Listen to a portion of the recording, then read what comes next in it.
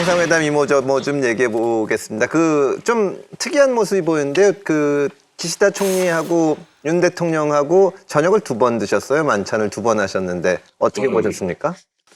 그 이제 공식적으로 1차 만찬을 하고 우리 윤석열 대통령을 좀 많이 배려하는 그런 모습이었던 것 같아요. 밥을 2끼 주는 게. 예. 윤석열 대통령이 일본 가면 늘 가는 100년이 넘은 우리나라로 따지면 경양식 집이죠. 근데 원래 유명한 것은 그 돈가스의 발상지라고 알려져 있는데 요리로는 뭐 오므라이스가 유명하다 해서 윤석열 대통령이 자주 찾은 그런 경양식 집이라고 해요.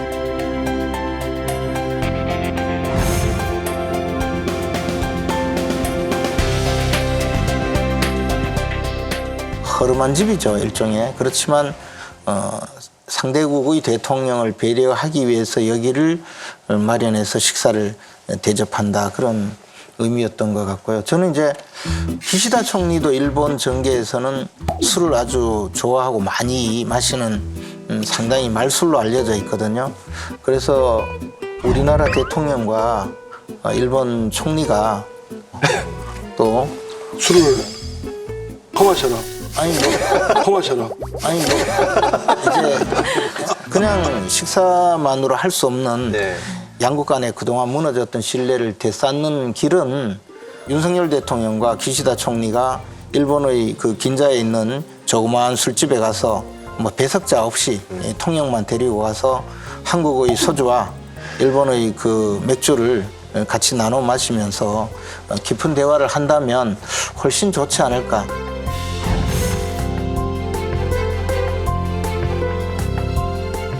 근데 뭘 갖고 와야죠. 일본으로부터 국민들이 볼 때 이 정도면 됐어. 이 정도면 윤석열 대통령 수고 많이 했어요.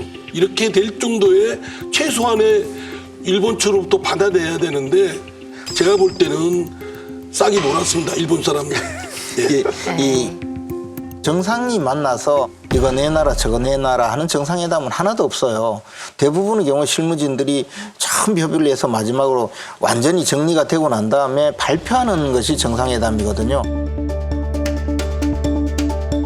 그리고 그를 통해서 양국 국민들이 신뢰를 갖고 우리 정치인들이 저 정도 협상을 해서 양국 간의 결실을 맺었다면 저것은 우리나라에 도움이 될 것이다라는 확신을 주기 위해서 정상회담을 하는 거거든요. 그런데 이번의 정상회담은 어떤 거냐? 그동안에 사실 한일 관계가 민주당은 늘 우리 윤석열 대통령에게 요구하고 있지만 문재인 대통령 때는 해결을 못한 건 둘째치고 만나지도 못했거든요.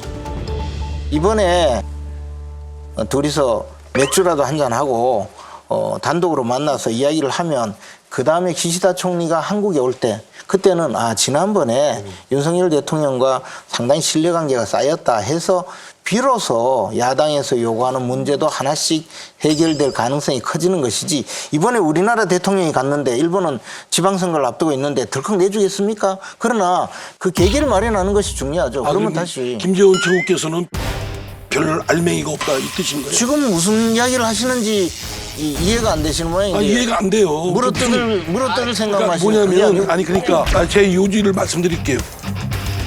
일본 한일 정상회담에 기대하는 거라든가 그게 잘 됐으면 좋겠나 사실은 국민들이 상당수가 분노하고 있는 상황 속에서 일본은 외면하고 있고 오히려 강제징용이 없다는 얘기까지 해서 부활을 지르고 있는 상황 속에서 미래만 보고 가겠다라는 대통령의 인식이 너무 동떨어져 있다는 겁니다. 아니 근데 국가 간의 관계에 있어서는 그 정상들의 친분이 굉장히 중요해요. 사실 굉장히 중요합니다. 그 대표적인 게 1980년도에 우리가 론과 야스, 로널드 레이건하고 낙하선의 야스 1호. 두 사람이 서로 론, 야스 이렇게 부를 정도로 아주 친밀한 관계를 맺었단 말이에요. 어떻게 보면 일본은 미국으로부터 원자탄을 맞아서 수십만 명이 죽은 그런 나라잖아요. 그럼에도 불구하고 미국과 그 정상들이 굉장히 좋은 관계를 맺었고 아베 총리 같은 경우는 트럼프하고 골프장에서 가깝잖아요. 뒤집어지면서까지. 예, 그렇죠. 트럼프 골프 치는데 뒤집어져 가면서까지 쫓아다니고.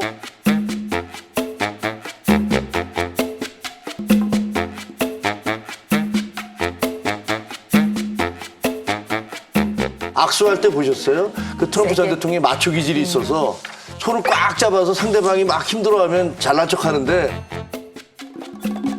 아베 총리가 악수하면서 나 뭐 당신 진짜 힘세다라는 그런 제스처까지 보이면서 좋은 관계를 맺으려고 애를 썼단 말이에요.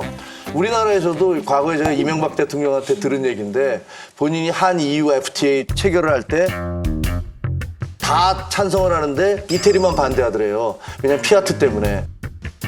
그래서 만찬을 할 때 옆자리에 앉았대요. 그러면서 그때 당시에 베를루스코니가 여성 스캔들로 상당히 논란이 있었는데 시침 뚝 떼고 그랬다는 거예요.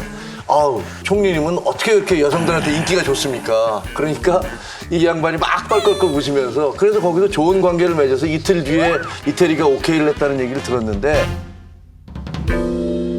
사실은 정상들이라는 거는 이렇게 만나서 일부 실무진들이 해낼 수 없는 부분들을 또 돌파하는 부분도 있기 때문에 저는 이번에 기시다 총리와 만나서 두 차례 식사를 같이 하면서 일단 관계를 개선해 놓은 것이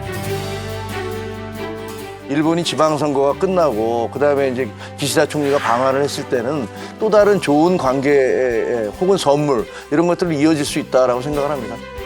어쨌든 저 양국 정상이 허름한 집에서 식사도 하고 술도 한잔 하시고 이런 모습은 좋은 거 아닌가요? 일본에도 탁현민 전 비서관 같은 분이 계신가? 이 모양이 괜찮은 것 같은데. 그래? 예? 그러니까 저는 뭐 이번에 그 한일 정상회담에 대해서 특히 기시다 총리 같은 경우가 자미당 내에서 혼자 돌파력을 행사할 정도의 기반도 약하고 더구나 그 2015년도 한일 간의 위안부 협상을 할 때 협상 당사자였습니다. 그게 일본 내에서도 호되게 비판을 받고 있거든요.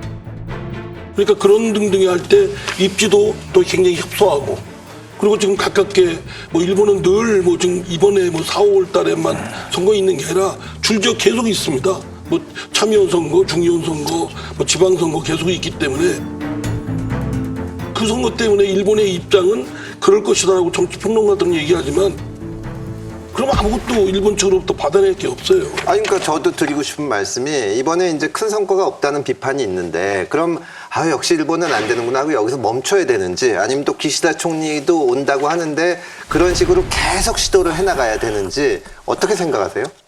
중요한 건 국내에 상당수의 국민들이 반감을 갖고 있고 이에 대해서 들고 일어나고 있잖아요.